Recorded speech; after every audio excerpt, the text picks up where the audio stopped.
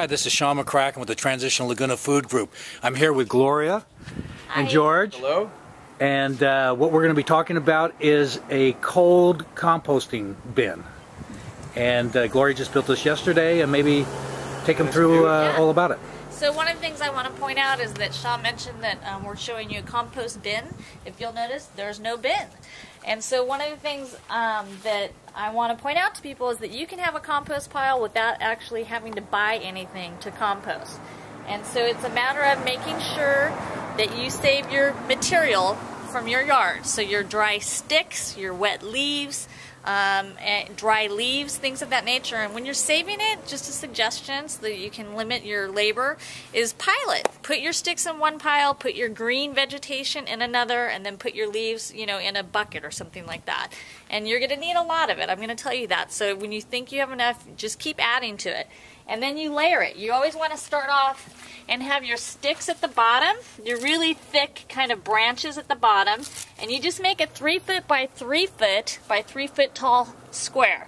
And you'll notice that this isn't quite 3 feet because I ran out of material, but that's okay because I'm going to add to it later. So it's my next batch of, you know, landscape branches and things, which I'll have in a week, I'll add to this. And then you'll notice you'll see a green, which is your wet material. And then once I get that next green layer in, I take some native soil from the yard and I sprinkle that over that. So you want to add, you know, maybe a half a bucket full, a gallon I should say, half gallon of soil. And then I come back in with some more dry material and you just keep layering it. And I tend to put the sticks around the side to give it some support. And I just use these posts that you use to stake up your vegetable garden plants as kind of my guide rails. And the one thing you don't want to put in here, don't put any diseased plants. So if you have tomato plants that have mildew or any fungus or things like that, or you know that they have a disease, don't ever put that in here because this is a cold compost and it doesn't get hot enough to get rid of that disease. Put those in your green waste bin because that does get hot enough to where it will kill off that disease. So you always want to be using fresh material, and I wouldn't, meaning disease-free material. And I wouldn't put ivy in here. I wouldn't put any sort of plants that are invasive because it's not going to kill that off. So, and no food scraps. Yeah, and this is a no food scrap compost. You can put food scraps, but I'm running a test to see if I can do this without having to put food scraps because I have a worm bin, so that's where my kitchen scraps go. So I already have that going, so I don't need to add food scraps here.